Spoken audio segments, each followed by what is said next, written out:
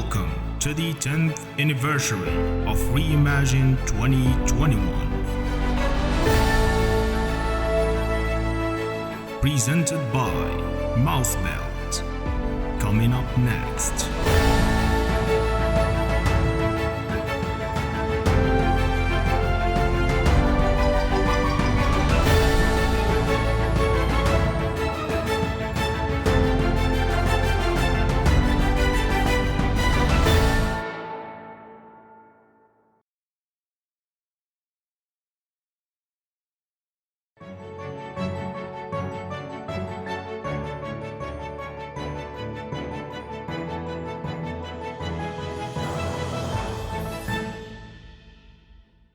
Hello, everyone, and welcome to REIMAGINE 2021, brought to you by Mousebelt. I am co-host Ashlie Meredith, and we're bringing you a very special edition of our virtual conference series. This is our 10th anniversary since May 2020, right at the height of the COVID lockdowns. We've been bringing you content and community virtually, and we're just so grateful for the following we've built and that you are all tuning in. And I am very excited to have what I think is one of the most important conversations to people who care about the promise of crypto, right? Who care about freedom, privacy, and equality. Today, I am joined by Lyn Ulbricht. She's the mother of Ross Ulbricht, who was the founder of the Silk Road, currently serving 2 life sentences in prison. And she's the steward of the Free Ross movement. She's been fighting against this extreme sentence for the 8 years that he's been incarcerated.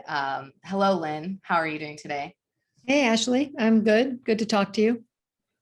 Yes, thank you so much for being here. It's such an important conversation, especially for people new to crypto who may not even know who Ross is. And I had the enormous pleasure of getting to meet you back in March. Mousebelt is filming a documentary series about the history of money, the history of cryptocurrency, and Ross really plays a big part in the history of crypto. So before we talk about that experience, for anyone who's just tuning in or the newbies who are coming into crypto, you know, we just did an NFT event, a lot of new people, artists getting in the space, figuring out what this is all about, getting excited about the idea of freedom, privacy, and equality. What do they need to know about who Ross Ulbricht is? Yeah, because if you get on the internet or trust the media, you'll get a much more distorted picture of who Ross is. Ross is and was a very idealistic, well-meaning person. And he cares about people. I mean, he's shown that throughout his whole life. And when he was 26 years old, he became very enthusiastic about Bitcoin and its potential for monetary freedom and about free markets and privacy. And he, with help, created a website called Silk Road that was based on the non-aggression principle and voluntary interaction, so that nothing was permitted to be sold that hurt a third party. If 2 people wanted to exchange, say, marijuana, which was the most commonly exchanged item, that was fine. But if it hurt a third party, in some cases, whatever it was not permitted on the site. So, for example, there was no child pornography allowed because it hurts a child, no stolen property allowed because it hurts the person who owned the property, things like that, violent services, that sort of thing. You may read, people may read contradictory information that says there was, but there wasn't, and it's all in the record. It's all in the government records and the testimony at trial and documents. So it's solidly proven. So the intent was idealistic. The intent was for freedom, privacy, and only Bitcoin could be used as a means of exchange. So, you couldn't use any other currency. And it was the first time that Bitcoin was proven to be used as money. It was the first proof of use. And so it really put Bitcoin on the map. And so that's kind of, where Bitcoin kind of burst on the scene. It was a much more, it was kind of the plaything of geeks. You had to, it wasn't commonly known. And now, of course, look at it, it's all over. And so that's what happened with Silk Road. But in the meantime, because drugs were sold there and other illegal items that people chose to buy and sell, because it was unregulated, it was an open source platform. Ross was sentenced to double life plus 40 years without parole for creating and his involvement in this website, which is, in my mind, shocking and barbaric and unbelievable that he's nonviolent. There was no violent convictions whatsoever. And he was young. And to condemn someone like Ross, who's never been accused of harming, directly harming anyone, to death in prison, essentially, is not what should be going on in our country. And so I've been fighting it, since all this happened. And I still hope very much that Ross will be free one of these days and be able to join you all and discussing all of these exciting things that are happening in our world. Absolutely. I mean, we would love to be able to speak with him. Was lucky enough to hear his first interview from prison at the Bitcoin conference in Miami. And we'll talk about that in a little bit. But definitely a brilliant mind who could be contributing so much to society. And it's just a great, negative mark on the American justice system. I think that this punishment is so cruel and unusual, regardless of the charges, right? And so for people who are learning about the history of Bitcoin and how it got to be where it is today, the white paper was released in 2008. It was, like you said, a plaything for geeks. You had the cypherpunks who really cared about privacy and thought it was a fundamental human right. So they were working on ways to create means of exchanging value that would preserve privacy. And Silk Road really kind of, showed a use case for that you could exchange value in a private way. And like you said, Ross was very idealistic, maybe had some libertarian philosophies that any two adults should be able to exchange whatever goods or services that they would like, so long as it doesn't hurt a third party. And I think we've seen that people miss that a lot when they talk about the Silk Road. So the Silk Road was a website that you could only access through privacy preserving internet browsing software. And basically, so long as what you were buying or selling did not harm a third party, you could buy anything on the Silk Road. And Bitcoin allowed people to transfer value without, banks stopping them, government stopping them. So it really was this libertarian principle of freedom. Now, the government, of course, does not like the idea of an unregulated market where people can buy and sell drugs that are illegal. And so they sought to shut it down. And this was 2011, I believe, when the Silk Road was created. And then a few years later, Ross was arrested, correct? And just to add what you were talking about, the philosophy, the judge who gave him this draconian sentence said in the sentencing that we know you started this site for philosophical reasons. She knew that he didn't start the site to be a drug kingpin which is one of the things they convicted him of, or anything but a philosophical reason of free exchange, voluntary interaction. And she called that philosophy troubling and dangerous. And basically he was saying that because we're not sure you've given up this philosophy, we're going to sentence you to die in prison. That's what she did. She gave him a death in prison sentence for this quote unquote dangerous and troubling philosophy of people choosing what they were exchanging on a website. And I'm not saying everything on that site was a good thing. I'm not defending it, any of that. But you should not, in the United States, be condemned to die in a cage for your philosophy.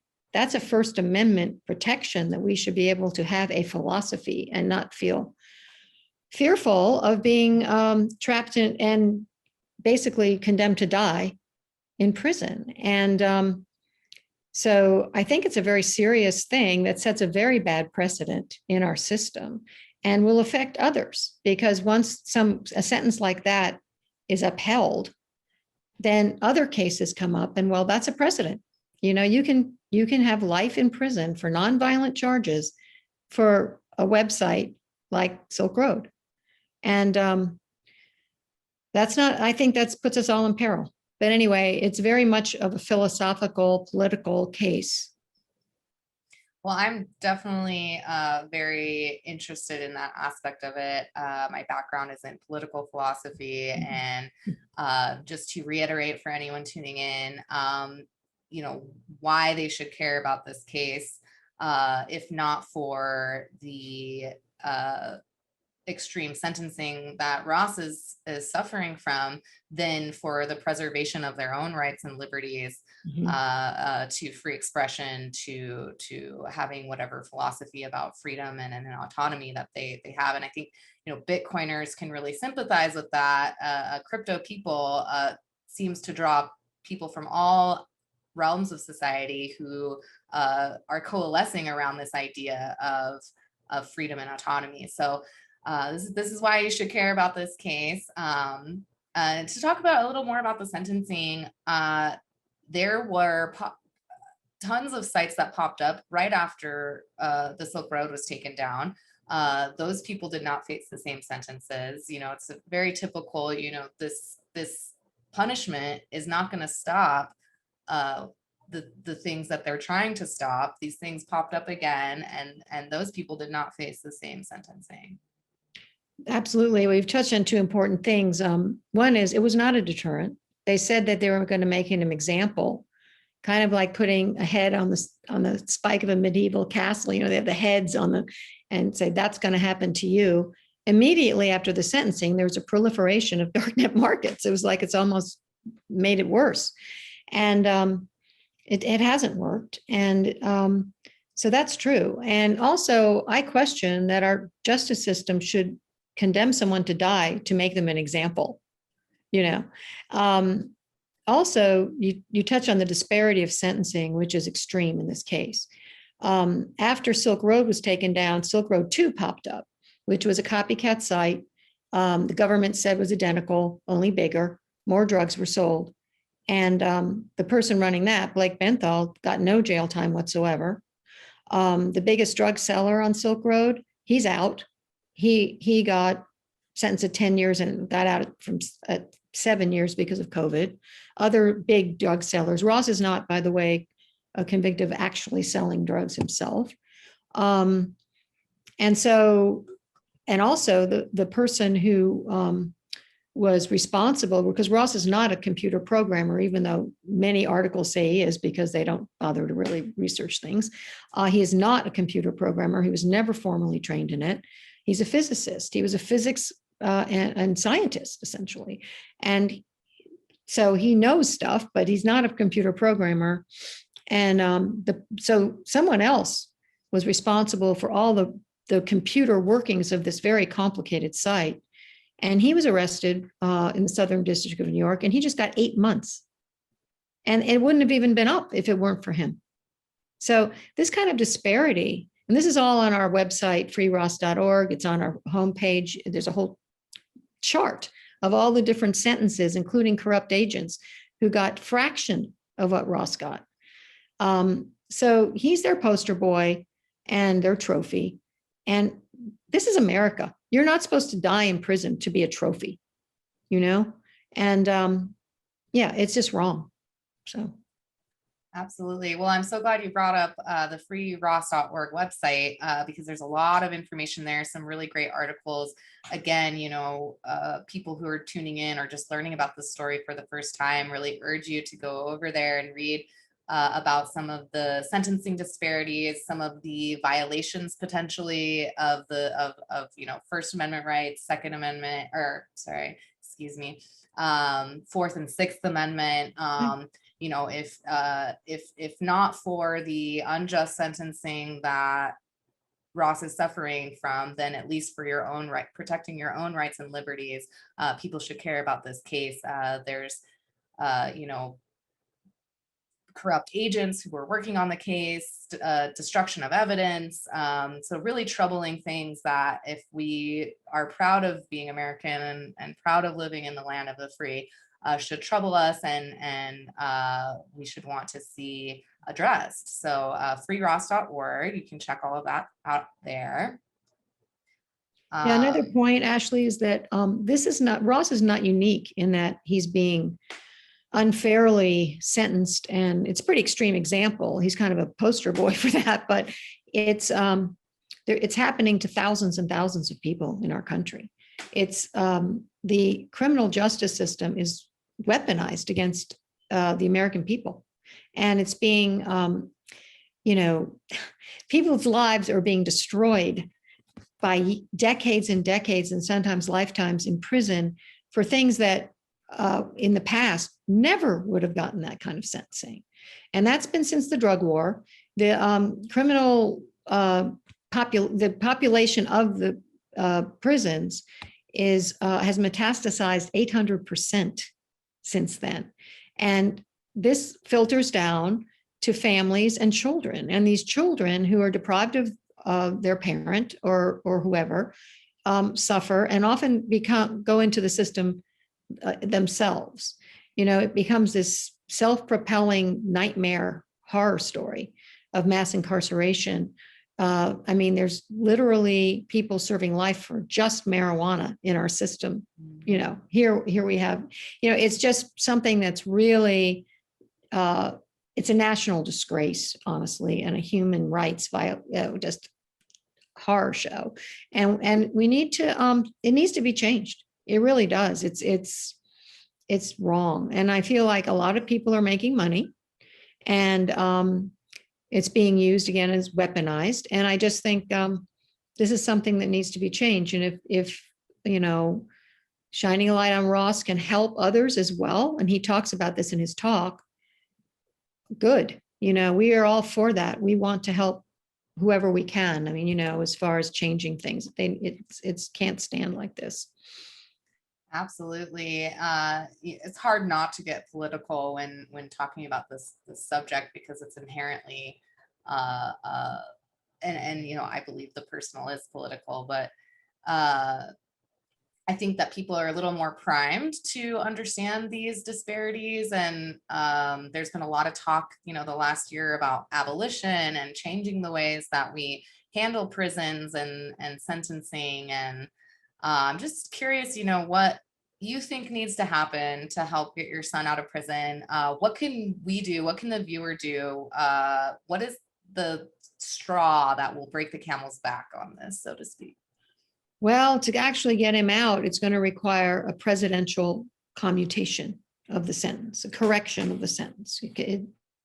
It's at that point, because in the federal system, once you've gone through the Supreme Court, which we did, then it's just the president of the United States who can commute the sentence. So that's a pretty big reach, but it's really people and paperwork. You know, it can be done. It's done all the time.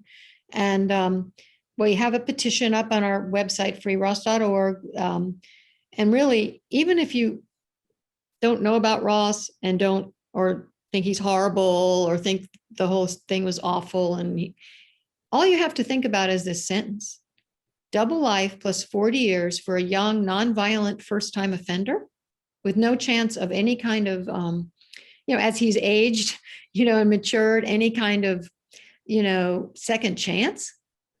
And he, you know, Ross is 37 now. He was 26 when he started the site.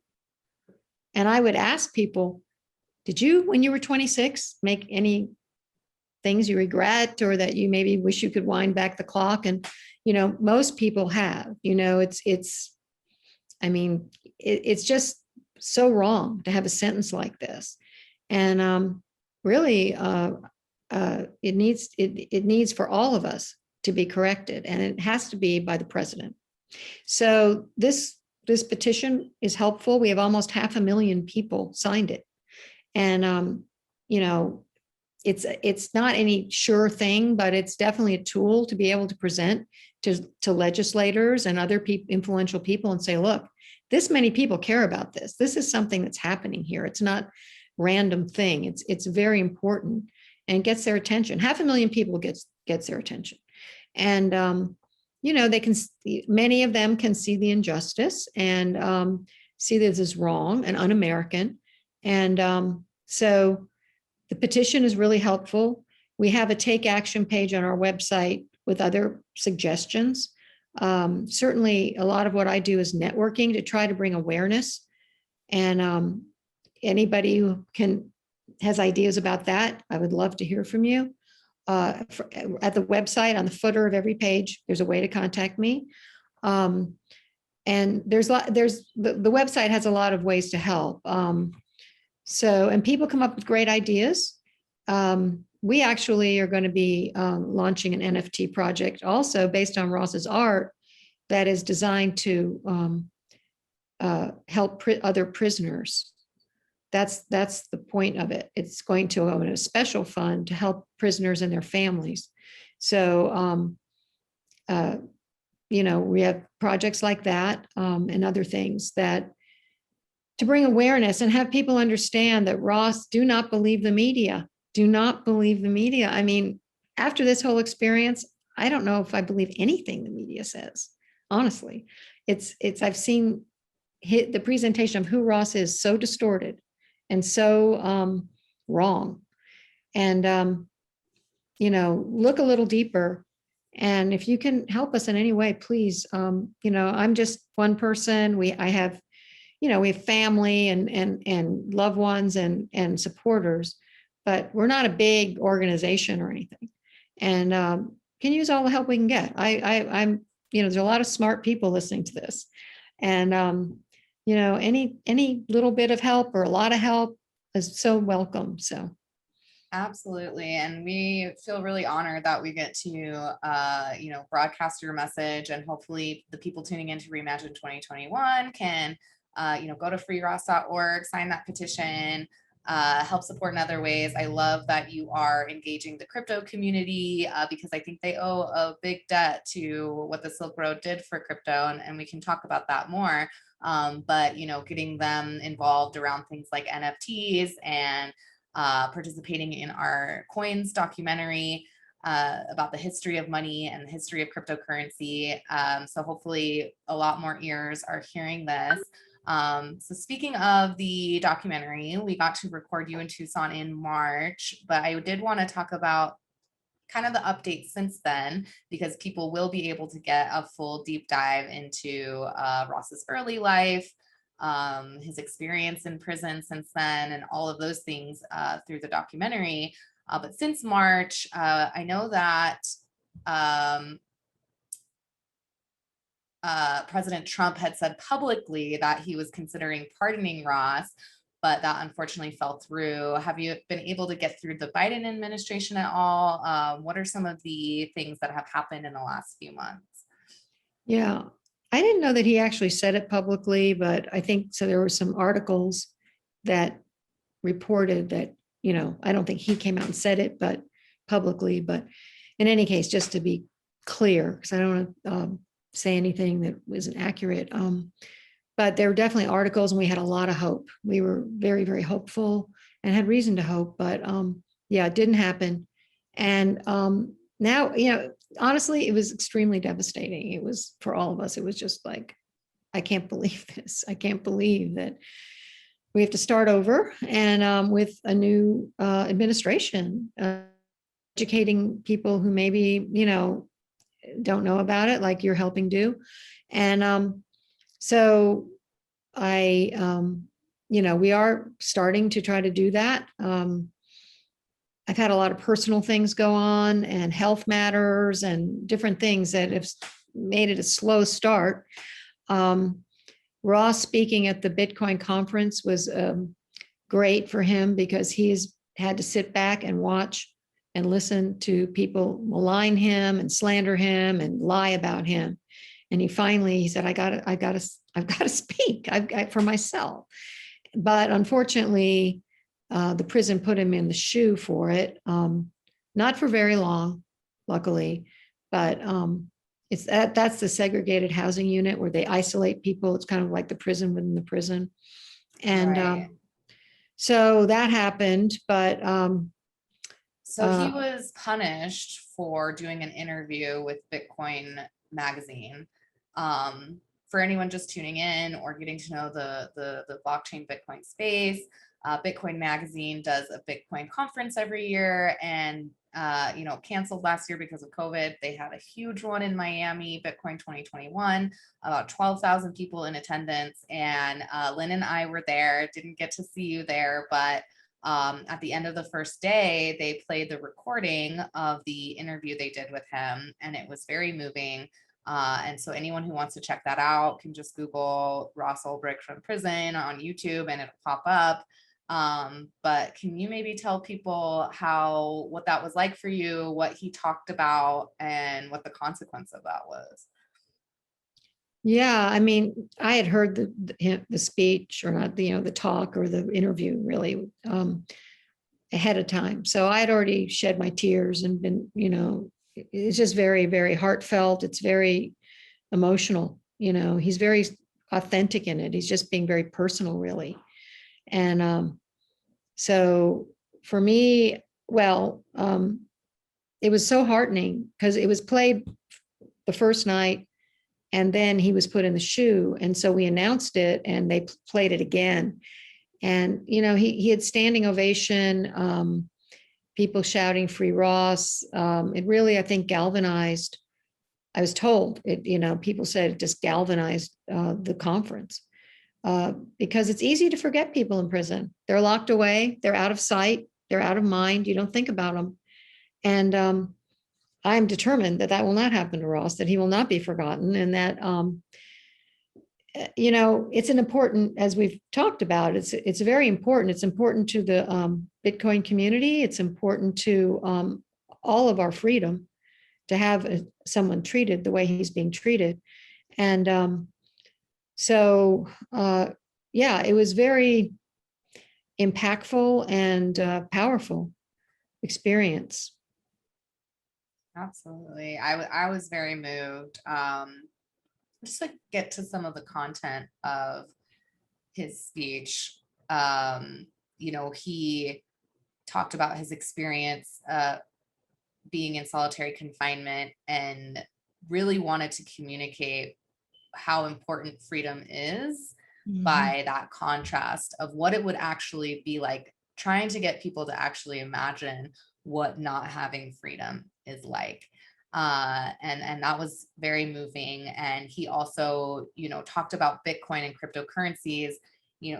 He's not into this tribalism of, Bitcoin or nothing, or Ethereum or nothing, or which crypto is going to win out. To him, it's all the same, right? It's all the same power and promise of freedom, equality, and privacy. So he really encouraged people to see, that we're all kind of working towards the same project. I think he said it's like we're one family, yeah, with different family members, Yeah, that was so great. And here at Mousebell and Reimagine 2021, we're definitely very agnostic. Of course, we love Bitcoin because it was the first one, and it's just such a good store of value and means of transferring value, and to us it makes sense. But we're pretty blockchain agnostic over here, and we like to highlight and promote and encourage everybody working on this technology because we believe in this technology. So maybe you can say a little bit more for people just tuning in and learning about blockchain technology. Like, what do you think the legacy of the Silk Road and what Ross did is to the world and to the world of Bitcoin and blockchain? Well, I mean, cryptocurrency, I think, would not be where it is if it weren't for the Silk Road. I hope and pray that also the legacy of this whole thing will be that this horrible sentence will be corrected, and that will push back on this precedent for others. And that, that individual freedom is just essential to human happiness. And so, yeah, I hope that's the legacy. Absolutely. And speaking in terms of legacy and kind of placing the Silk Road on this timeline of the history of cryptocurrencies, we have our coins documentary launching very soon after this this event launches as well, exclusively as a podcast, and then all over on all of the streaming platforms. You know, we really want to communicate to people what the history of money is, why they should care about it, what is happening to the US dollar, you know, the deflation of their assets and their savings, why cryptocurrency provides a solution, what the cypherpunks were doing as far as caring about this right to privacy that they believe we have. And the Silk Road very prominently featured in this documentary. We devote an entire episode to it. And we were lucky enough to be able to secure an interview with you in Tucson, and just wanted to hear some of your thoughts about that experience and what viewers can expect to hear about when that launches, and just your experience with the Coins documentary team. Oh, the team's great. You're all great. Really felt welcomed and supported in the whole experience. And, you know, it's very, it's so important to me personally and to our efforts to have so much support and backing from so many wonderful people, including you all. I mean, who believe in the principles that we're talking about and who care about what's right. And so, yeah, it was a great experience, and it continues to be. And yeah, I would say that, you know, I'm sure it'll be good quality, because just how professional you all are, and how, yeah, how you really made me feel. I was sick. I was very ill, and you sent me flowers. It was so nice, and just very, besides, you know, intellectually very savvy, have a heart, you know, you really do. And I just really am very uplifted by that. And through me, Ross is too. And so I'm very grateful. That is so great to hear. And we are so grateful that you wanted to participate and that we are being trusted with your story. And for anyone just tuning in, this is the Reimagine 2021 virtual conference series. We do these almost every month. This is our 10th event. We are so grateful to all of our viewers who have tuned in, the following that we've created, the fact that we were able to turn lemons into lemonade during such a hard year last year, you know, sitting around, not knowing what to do, not knowing where our business was going, and knowing that we had built a community already that we felt really responsible for, and we wanted to continue to make content and build community and educate people. And we've been able to do that for over a year now, and we're just so lucky. And so thank you to everybody. If you want to check out any of our previous conferences, you can go to our YouTube channel, hit that subscribe button. But over and above that, go check out freeross.org. We've been talking to Lyn Ulbricht, Ross Ulbricht's mother. Ross was the founder of the Silk Road and is currently serving 2 life sentences plus 40 years in prison with no parole. We hope that you will take some time to educate yourself about it. And any last words or thoughts, Lyn, for people tuning in? Just, you know, again, this beyond even cryptocurrency and beyond all of the complexities of the case, this is a simple human rights violation of what's happening to Ross and so many others in our prison system. And it filters down to all of our freedoms. So this is a serious matter that's going on in our country that didn't used to exist. And it's something that I really hope that people can become more aware of. And Ross mentions it in his talk about saying, you know, we can change this. We can change this. And it needs to be changed. So that's a big part of our effort, besides Ross individually, is all of the people who are unfairly and unjustly caged in this country, and to have a more fair system, how it was intended. Well, yeah, absolutely. Thank you so much for all of your hard work and for all your participation in the Mouse Belt media efforts and helping educate people about the importance of this. And thank you everyone for tuning in, and stick around for more from Reimagine 2021, our 10th anniversary edition.